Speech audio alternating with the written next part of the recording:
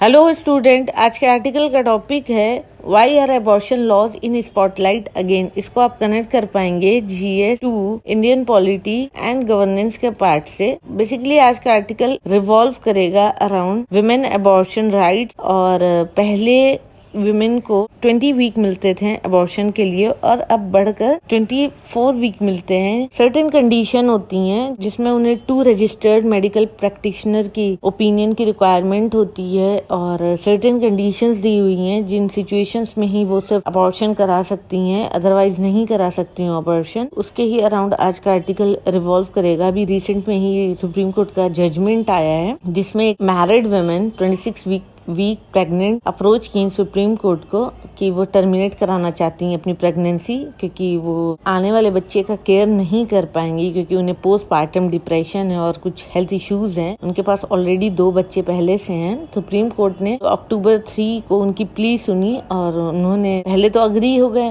लेकिन 2 दिन बाद 2 जज बेंच ने, जिसमें जस्टिस हिमा कोहली एंड बीवी नागरत्ना थे, उन्होंने कहा कि उनकी स्प्लिट वर्डिक्ट आई और उन्होंने जब उन्हें रिपोर्ट मिली All India Institute of Medical Sciences AIIMS की, जिसमें उन्हें पता चला कि फीटस जो है वो बिल्कुल सही है और उसकी हार्ट बीट भी आ गई है और अगर उसे अबॉर्ट किया जाता है तो इसका मतलब ये है कि हार्ट बीट को बंद करना और अगर डिलीवर कराना है तो वो बच्चा प्रीमैच्योर होगा। बहुत सारे इश्यूज आ सकते हैं, कॉम्प्लिकेशंस आ सकते हैं उसके मेंटल और फिजिकल वेलबींग पर। इस केस को रेफर कर दिया लार्जर बेंच पर, जिसे चीफ जस्टिस ऑफ इंडिया देख रहे थे, उनके गाइडेंस में हुआ। उन्होंने कहा highest court of the land बार बार देख नहीं सकती है अनबॉर्न चाइल्ड के राइट्स को, क्योंकि जो अनबॉर्न चाइल्ड है उनके राइट्स क्लियरली डिफाइंड नहीं है। जो लोग हैं, जो बॉर्न हो चुके हैं, उनके राइट्स हैं, तो इस पे बार बार नजर नहीं डाल सकती है क्योंकि कोर्ट के पास ऑलरेडी बहुत सारे केसेस होते हैं देखने के लिए। यहाँ पर pro life versus pro choice debate है। एमटीपी एक्ट क्या है? Medical termination of pregnancy amendment act 2021। इस ओपिनियन में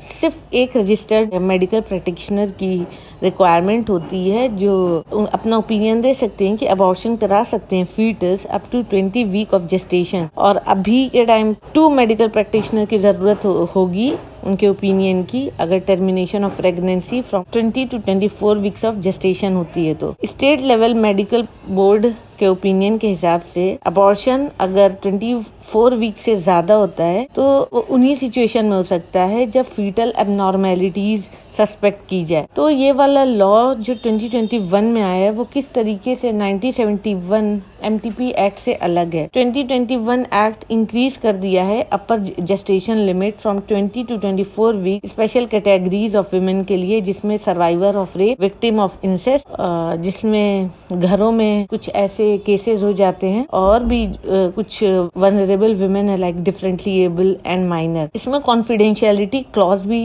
ऐड किए गए हैं जहाँ पर नाम या और भी कुछ पर्टिकुलर्स ऑफ वुमेन प्रेगनेंसी से रिलेटेड जो टर्मिनेट कराना चाहती हैं वो रिवील नहीं करना है एक्सेप्ट उन लोगों के लिए जिसे लॉ ऑथोराइज करता है। और ये एक्सटेंड करता है MTP service under clause of failure of contraceptive to unmarried women जिन्हें प्रोवाइड करते हैं access to safe abortion based on women's choice respective of marital status. Women की चॉइस है, अगर वो नहीं चाहते बच्चे को कंसीव करना, चाहे वो अनमैरिड हो या मैरिड है, तो उनकी वो चॉइस को प्रेफरेंस दी जाएगी। तो ये डिफरेंस है 1971 और 2021 एमटीपी एक्ट में। ग्लोबली क्या ट्रेंड है अबॉर्शन लॉ को लेकर? ग्लोबली अगर देखा जाए ट्रेंड है, लिबरलाइज किया गया है अबॉर्शन लॉज को और इंक्रीज हुए हैं access to abortion services. Early 1990s से देखें तो लगभग 60 कंट्रीज अक्रॉस द वर्ल्ड ने ईज कर दिया है अबॉर्शन लॉ को और एक्सपेंड कर दिया ग्राउंड जिसके अंडर अबॉर्शन लीगल होगा। सिर्फ 4 कंट्रीज को छोड़ दें जिसमें US, El Salvador, Nicaragua, Poland, इन्होंने रिमूव कर दिया legal ground for abortion during this time period. तो इस टाइम पीरियड में ये 4 एक्सेप्शनल हैं जिन्होंने किसी भी तरीके का लीगल ग्राउंड को ही हटा दिया, जिसमें यूएस की अगर हम बात करें वहाँ के सुप्रीम कोर्ट ने एलिमिनेट कर दिया constitutional right to abortion in 2022। Supreme Court के जजेस का क्या आर्ग्यूमेंट है और इनके स्प्लिट वर्डिक्ट आई है इस केस में, जहाँ एक 2 जज बेंच थी, जस्टिस कोहली एंड नागर रत्ना की, पहले उन्होंने अलाउ किया विमेन को कि वो अपनी प्रेगनेंसी एंड कर सकती हैं और फिर उन्होंने अपनी वर्डिक्ट वापस लिया कि अब अबॉर्शन को आगे प्रोसीड नहीं कर सकते हैं, अबॉर्शन को अलाउ नहीं कर सकते हैं। जब उन्हें मेडिकल रिपोर्ट मिली एम्स से कि फीटस जो है उसके हार्ट बीट भी है और इस प्रोसीजर को स्टॉप करना चाहिए अबॉर्शन वाले, जस्टिस कोहली का कहना है कि वो प्रोसीड नहीं कर सकती हैं अपने अर्लियर डिसीजन को। जब कोर्ट को पता चला कि फीटस पास हार्ट बीट भी आ गई है तो कैसे वो किसी फीटस के हार्ट बीट को रोक सकती हैं, और फीटस के हार्ट बीट को रोकने का मतलब उसकी लाइफ को रोकना है।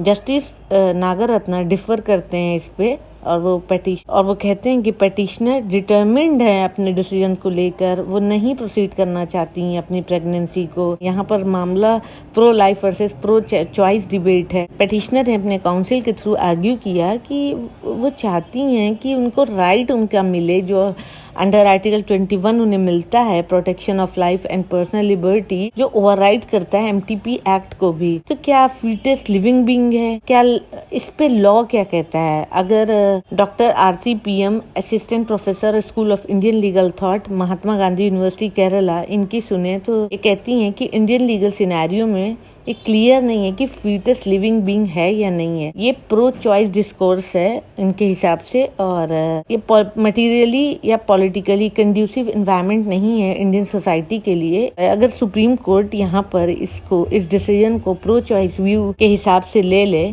तो वो भी एबल नहीं होगा फ्यूचर में अपने इस डिसीजन को प्रेसिडेंट की तरह ले, ऐसा नहीं होगा। अगर सुप्रीम कोर्ट इस केस में प्रो चॉइस व्यू ले लेता है तो फ्यूचर में सुप्रीम कोर्ट भी एबल नहीं होगा अपने इस केस को, ये डिसीजन को प्रेसिडेंट की तरह ले, ये पॉसिबल नहीं होगा। रीजन ये है कि इंडियन पब्लिक हेल्थ सिस्टम की अभी ये हालत नहीं है कि इस इशू को एड्रेस कर पाए, और अगर प्राइवेट हेल्थ केयर की बात करें तो काफ़ी एक्सपेंसिव है।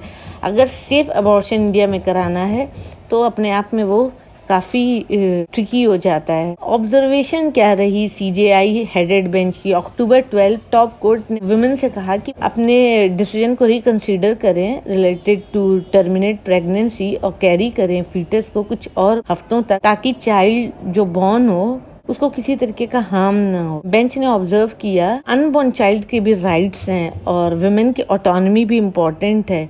बेंच ने कहा कि अनबॉर्न चाइल्ड के राइट्स को और वुमेन की ऑटोनॉमी को बैलेंस करने की ज़रूरत है।